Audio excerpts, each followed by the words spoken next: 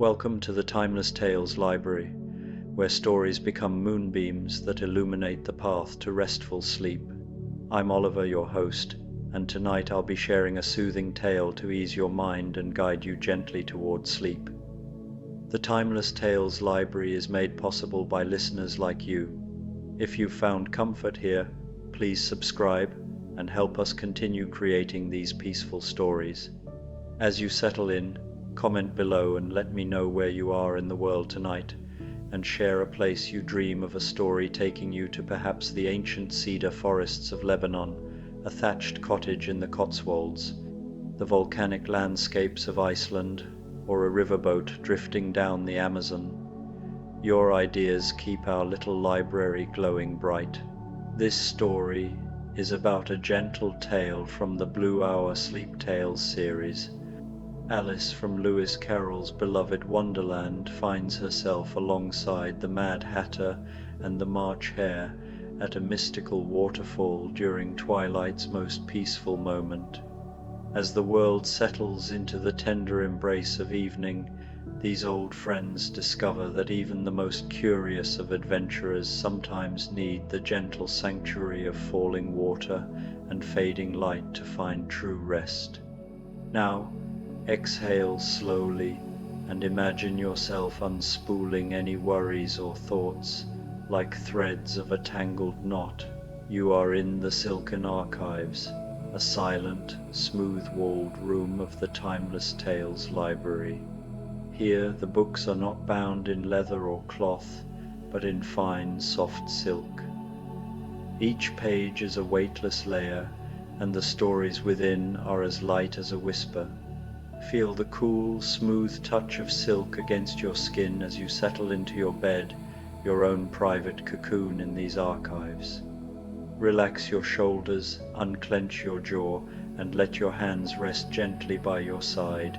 Let your mind unspool and untangle, becoming as smooth and calm as the pages of a silken book. The stories of the archives are like a comforting blanket. Let them wrap around you, soft and weightless. The Blue Hour Sleep Tales, Alice and the Whispering Falls. The Blue Hour had arrived at the Whispering Falls with the soft inevitability of breath itself. It was that sacred time when day surrenders to night, not with drama, but with a gentle sigh, when the sky becomes a canvas of deepest indigo, painted with brushstrokes of violet and pearl. The waterfall, which had thundered with purpose all day long, now seemed to whisper secrets to the gathering dusk. Alice stepped carefully along the moss-covered path, her blue dress trailing softly behind her like a piece of captured sky. She had grown since her first tumble down the rabbit hole, though not in the sudden, bewildering way she had experienced in Wonderland's halls. This growth was gentler, quieter, the kind that comes from understanding that even the most extraordinary adventures need moments of perfect stillness to be truly appreciated. "Oh, how lovely," she breathed, her voice barely rising above the waterfall's murmur. The sound of cascading water had drawn her here, away from the bustling pathways of Wonderland and toward this hidden sanctuary where the evening light pooled like liquid silver. Behind her she could hear the familiar, comforting sounds of her dearest friends making their way through the twilight forest.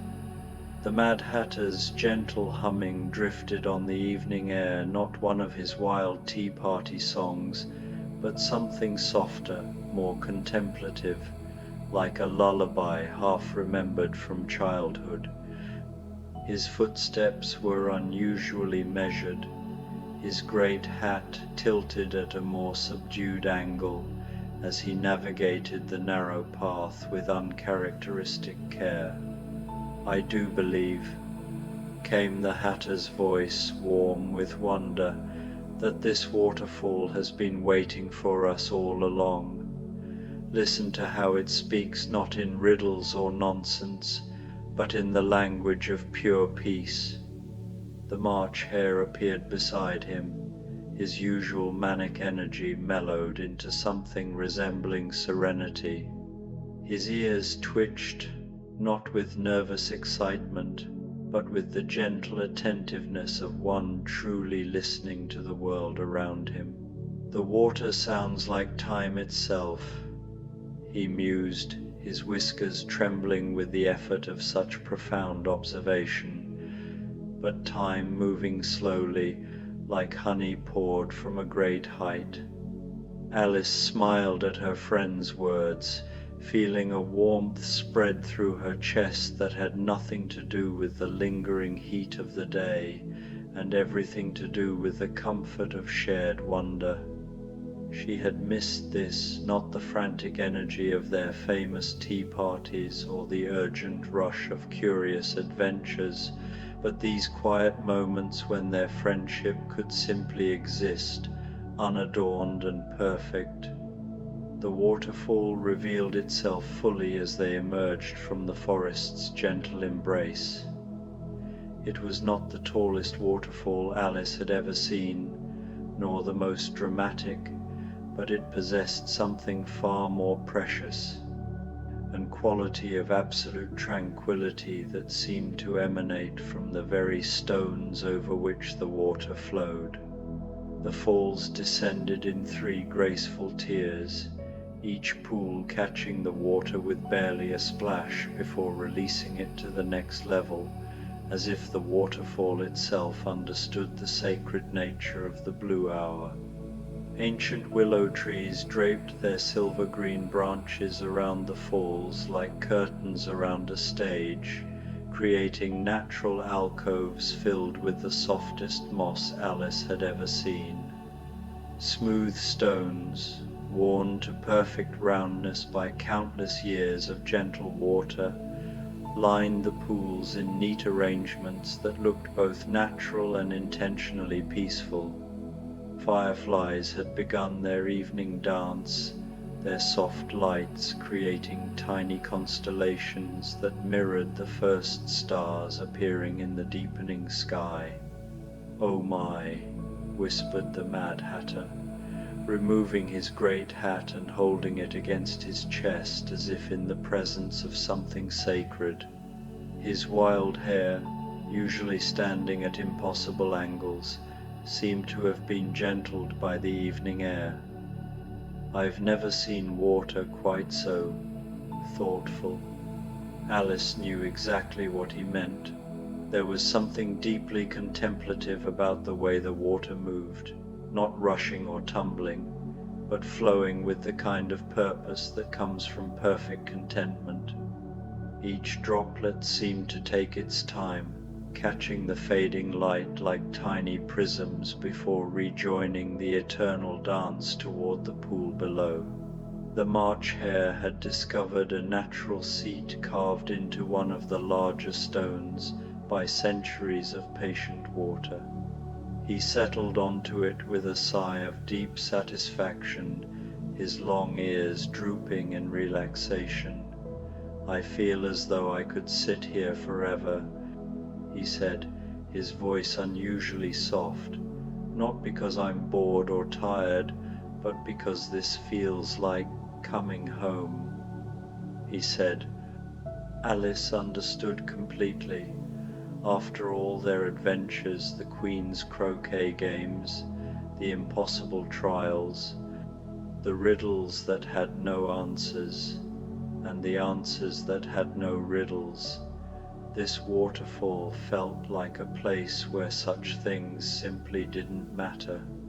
Here, in the gentle embrace of falling water and fading light, she could simply be Alice, not the girl who had fallen through worlds or solved impossible puzzles, but simply a young woman who appreciated beauty and treasured friendship. She found her own place on a moss-covered boulder, the stones still warm from the day's sun but cooling now in the evening air. The sensation was perfectly comfortable, like settling into a favorite armchair after a long journey. The moss beneath her was softer than any cushion, with that particular springiness that only comes from moss that has been nurtured by constant gentle moisture. The Mad Hatter wandered to the edge of the nearest pool, where he knelt and dipped his fingers into the clear water. "It's perfectly cool," he announced, with the kind of wonder usually reserved for miraculous discoveries. Not cold, not warm, but that perfect temperature that makes you forget about temperature altogether. He cupped the water in his palms and let it trickle back into the pool, watching with fascination as the ripples spread outward in perfect concentric circles. "I've been thinking," he said, his voice taking on that dreamy quality it assumed when he was truly content, "about how many tea parties we've shared, how many impossible things we've discussed before breakfast. But I don't think I've ever simply sat and watched water move." Alice smiled, closing her eyes and letting the sound of the waterfall wash over her like a gentle melody. The water's voice seemed to change as the light continued to fade, becoming deeper, more resonant, as if the approaching night gave it permission to speak in tones usually reserved for lullabies. "I've been thinking too," she said, opening her eyes to watch the first stars reflect in the pool's surface, "about how much rushing about we do in Wonderland, always late for something, always chasing after the next curious thing. But perhaps the most curious thing of all is learning when to be perfectly still." The March Hare stretched his long limbs, arching his back like a cat in a patch of sunlight. "In all my haste," he reflected, his voice unusually philosophical, "I don't think I ever noticed how beautiful the world becomes when you're not trying to catch up with it." Alice watched a single leaf drift down from the willow branches above, spiraling in lazy circles before coming to rest on the water's surface. The leaf didn't fight the current or struggle against its fate, it simply accepted the gentle pull of the water and began its serene journey toward the next pool. There was something profoundly beautiful about such surrender, such trust in the natural flow of things. "Look at that," she said softly, pointing to the leaf's peaceful voyage. "Even something as simple as a fallen leaf knows how to find grace in letting go." The Mad Hatter followed her gaze and nodded thoughtfully. "I wonder," he mused, "if we've been making everything far more complicated than it needs to be. All those riddles and impossible things, perhaps the real wisdom has been in the simple things all along. The way water finds its path, the way leaves know when to fall, the way evening comes, whether we're ready for it or not." The March Hare had begun to notice other small wonders around their sanctuary. Delicate ferns unfurled along the water's edge, their fronds creating intricate patterns of shadow and light in the starshine. Smooth pebbles caught and held the waterfall's mist like tiny jewels, each one unique in its rounded perfection. The air itself seemed alive with gentle movement, not the frantic rushing they had grown accustomed to in their adventures, but the kind of purposeful flow that spoke of deep contentment. "I'm beginning to understand," the March Hare said, his voice filled with wonder, "why the waterfall speaks so softly. It doesn't need to shout to be heard. Everything here leans in to listen. Alice felt the truth of his words settle into her heart. In Wonderland's more chaotic corners, everyone seemed to be talking at once, the Queen shouting orders, the Duchess offering violent advice, the Cheshire Cat riddling in circles. But here, in the gentle embrace of falling water and evening air, conversation became something entirely different, an exchange of quiet observations, shared wonder, and the comfortable silence that exists between true friends. As if in response to their words, the waterfall seemed to settle even further into tranquility. The sound shifted again, becoming something between music and silence, a gentle susurrus that seemed to contain all the peace the world had ever known. The mist rising from the pools caught the last light and transformed it into the faintest rainbow, arcing across the falls like a blessing. Alice found herself thinking of all the wild adventures that had brought her to this moment. The frantic card games where the stakes seemed life and death, the puzzles that twisted her mind into knots, the constant feeling of being slightly lost in a world that operated by rules she couldn't quite grasp. All of that seemed so distant now, like stories told about someone else's life. "Do you ever wonder," she asked her friends, "what it would be like to have adventures that were quieter?" The Mad Hatter looked up from where he was examining a particularly interesting stone, his eyes bright with understanding. "You mean adventures that don't require us to run or hide, or solve riddles that make our heads spin? Adventures where the only mystery," added the March Hare, "is how something can be so perfectly beautiful without any effort at all." Alice nodded, feeling a deep contentment settle into her bones. Adventures in appreciation, in noticing, in being present for something lovely without needing to understand or change or fix it.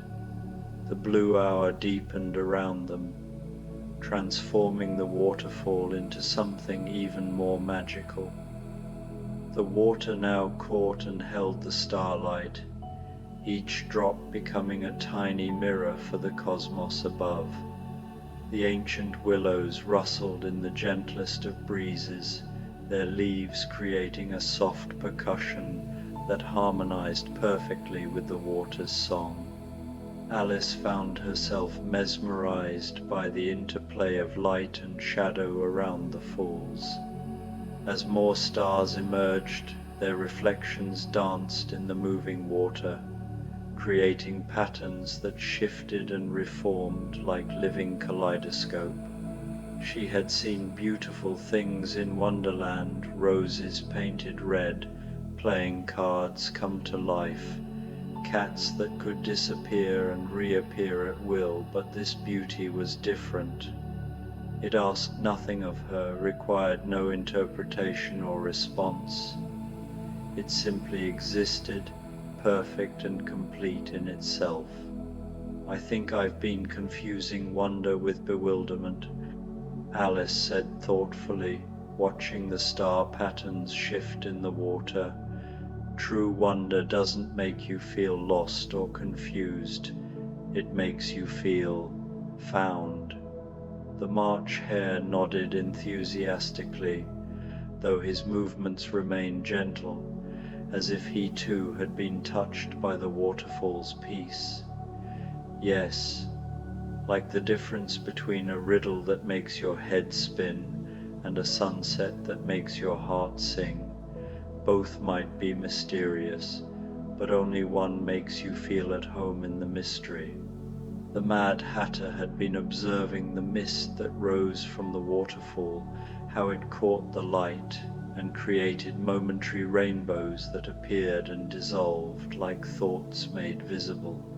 "I've spent so much time trying to make sense of nonsense," he reflected, "when perhaps the real gift is learning to appreciate beauty without needing to understand it completely." A family of deer had emerged from the forest shadows, moving with that perfect silence that wild creatures possess. They approached the far edge of the pools, their dark eyes reflecting the starlight as they bent to drink. The sight filled Alice with a warmth that seemed to radiate from somewhere deep within her chest. Even the animals understood that this was a place of sanctuary, a refuge where all beings could find the peace they needed.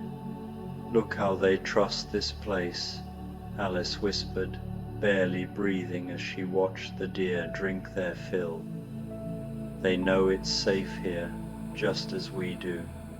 The Mad Hatter rose and walked to his traveling bag, which he had set carefully beside a cluster of smooth stones. From it he produced not his usual collection of mismatched teacups and cracked saucers, but something Alice had never seen him carry before, a simple, elegant tea set that seemed to have been crafted from moonlight and good intentions. "I thought," he said with uncharacteristic shyness, "that we might have a different sort of tea party tonight. One where we don't discuss impossible things or argue about whether it's always 6 o'clock. One where we simply enjoy the tea."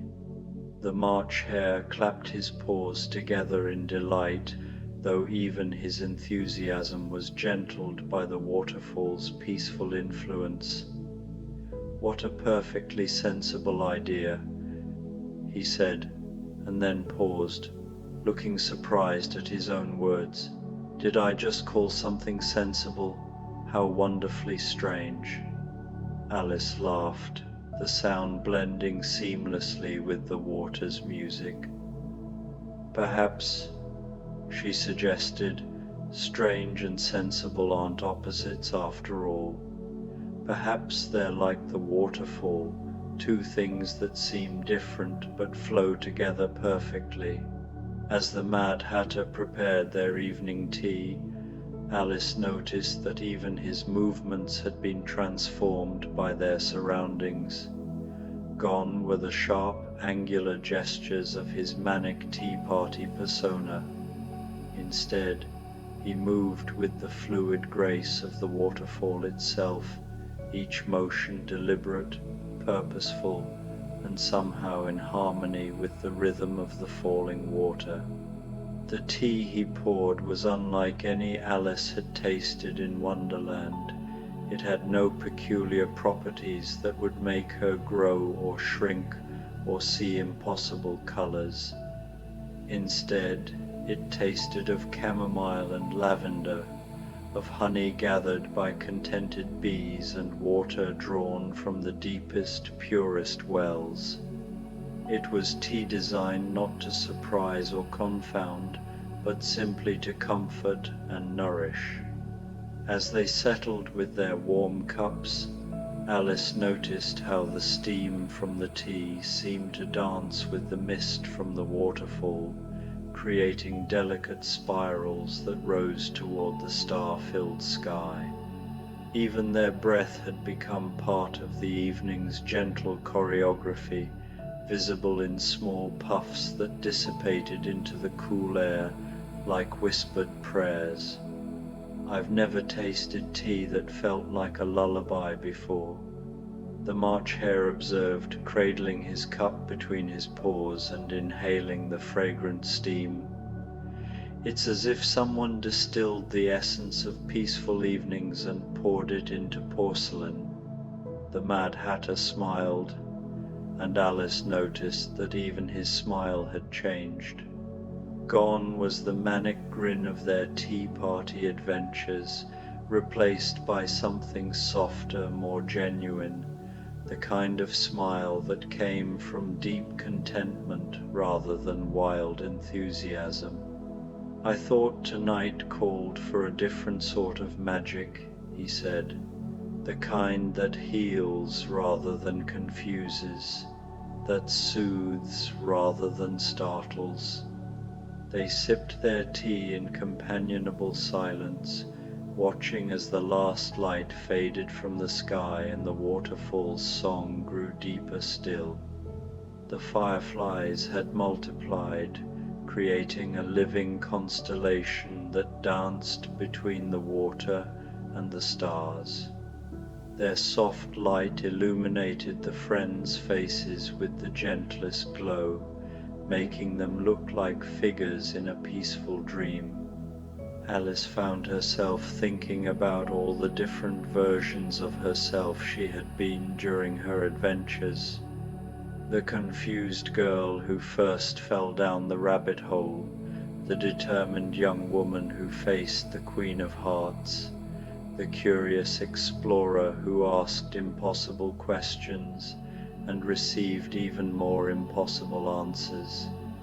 But sitting here beside the waterfall, with tea warming her hands and starlight reflecting in the gentle pools, she felt like she was discovering yet another version of herself, perhaps the truest one of all.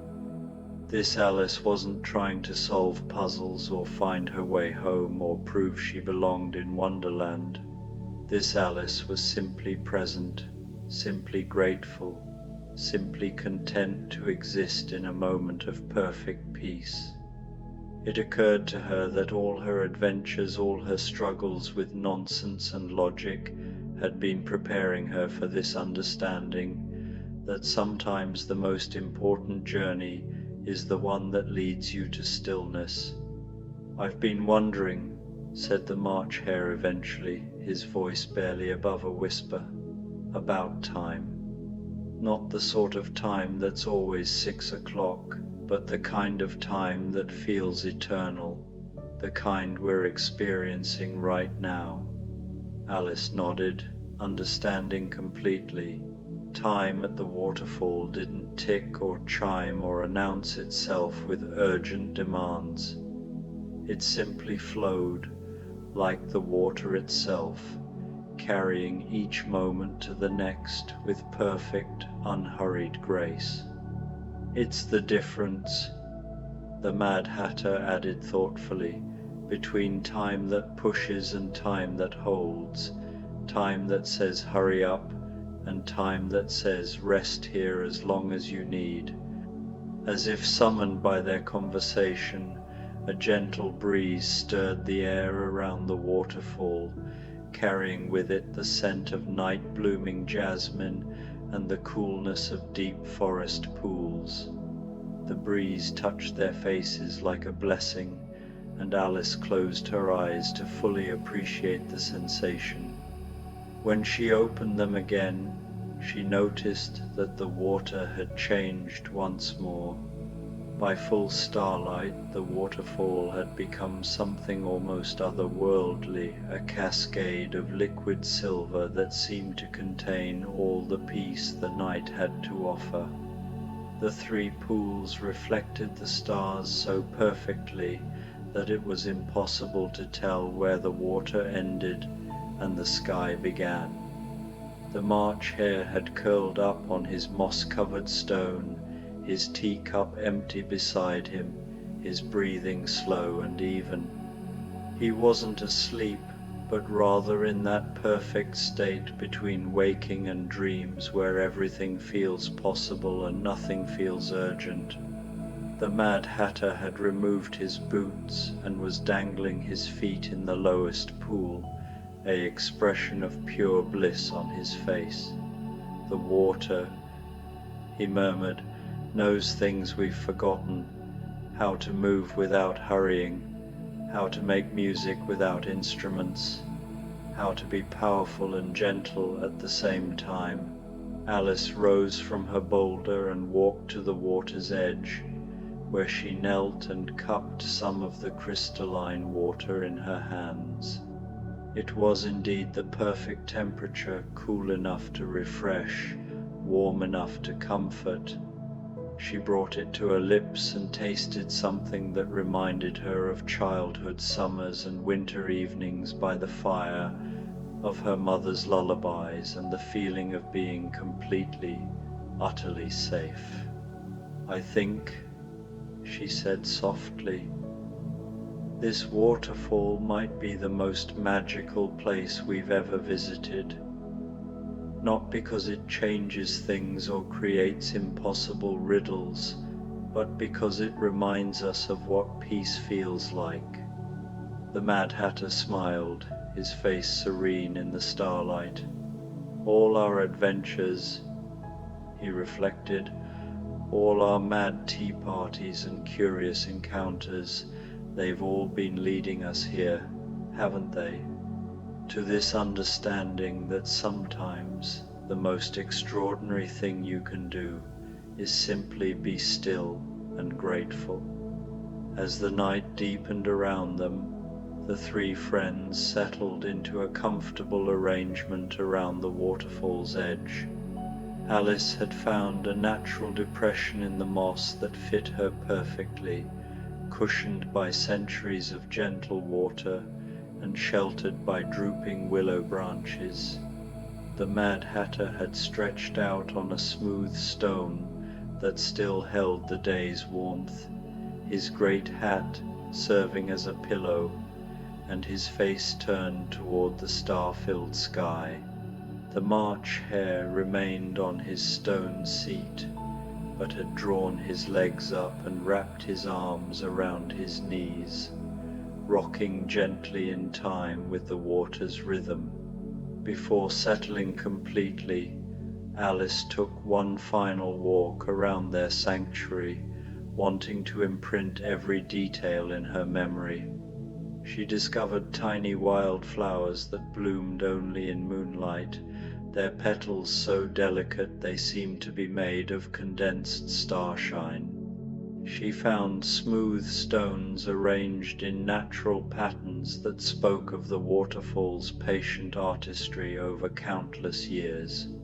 She breathed in the complex fragrance of the place, cool water over warm stone, night-blooming jasmine, the green scent of moss and fern, and underneath it all, something indefinably peaceful that might have been the scent of contentment itself. Returning to her mossy hollow, Alice arranged herself with the same care the waterfall had shown in arranging its stones. She pulled her blue dress around her legs for warmth and leaned back against a boulder that seemed designed perfectly for just this purpose. From this position, she could see both her sleeping friends and the eternal dance of water and starlight above them. The Mad Hatter had begun to hum again, so softly that his melody barely separated itself from the waterfall's voice. It wasn't one of his nonsense songs, but something that sounded like a half-remembered hymn, wordless and infinitely gentle. The March Hare's breathing had synchronized with the water's rhythm, creating a soft counterpoint to the Hatter's humming and the night's own quiet symphony. Alice felt her own breathing slow and deepen, matching the peaceful tempo of her companions and their sanctuary. The waterfall's song had become their lullaby now, a gentle melody that seemed to wash away not just the day's concerns, but all concerns past, present, and future. In its voice, Alice could hear echoes of every peaceful moment she had ever experienced. Rain on a cottage roof, her cats purring, the rustle of pages in a beloved book, her father's voice reading bedtime stories. But more than that, she could hear echoes of moments yet to come, future evenings when she would remember this place, future times when the memory of perfect peace would comfort her through difficult adventures. The waterfall wasn't just offering them rest for tonight, it was giving them a gift they could carry forever, a remembrance of what true tranquility felt like. "Listen," whispered the March Hare, his voice dreamy with approaching sleep. "Can you hear it? The waterfall is telling us a story." Alice listened more closely and realized he was right. In the gentle cascade of water over stone, she could indeed hear something like a narrative, not in words, but in the deeper language of peace itself. It was a story about patience, about the power of persistent gentleness, about how the softest things could carve the most enduring beauty into the hardest stone. The Mad Hatter's breathing had become slow and even, though his eyes remained open, watching the stars reflect in the ever-moving surface of the pools. "It's a story about coming home," he murmured, "not to a place, but to a feeling, the feeling of being exactly where you belong." Alice felt tears prick her eyes, not from sadness, but from an overwhelming sense of gratitude. After all her adventures, all her tumbles down rabbit holes and encounters with impossible creatures, she had found something she hadn't even known she was looking for: perfect contentment. The waterfall seemed to sense their approaching sleep, and its song grew even softer, becoming barely more than a whisper of sound that blended seamlessly with the gentle night breeze and the distant hoot of a wise old owl. The fireflies had settled into a steady, peaceful rhythm, their lights pulsing in harmony with the friends' breathing. Alice let her eyes drift closed, not to sleep, but simply to concentrate more fully on the symphony of peace surrounding them. In the darkness behind her eyelids, she could see the waterfall still, its silver cascade, its star-filled pools, its curtain of protective willows. But more than that, she could feel it. The eternal patience of water, the ancient wisdom of stone, the gentle power of twilight itself. From somewhere in the distance came the soft call of a night bird, its voice joining the waterfall's eternal song. The sound was neither sad nor joyful, but something deeper, a pure expression of being that needed no purpose beyond its own existence. Alice felt herself smiling at the beauty of it, at the way all the sounds of the night wove together into something greater than the sum of their parts. The March Hare stirred slightly on his stone, and Alice opened her eyes to see him gazing up at the star-filled sky with an expression of wonder that was entirely peaceful rather than manic. "I've been thinking about time again," he said softly, his voice barely louder than the waterfall's whisper, but not the kind of time that's always 6 o'clock. "I've been thinking about the kind of time that contains everything, all the tea parties we've shared, all the adventures we've had, all the quiet moments like this one." Alice nodded, understanding completely.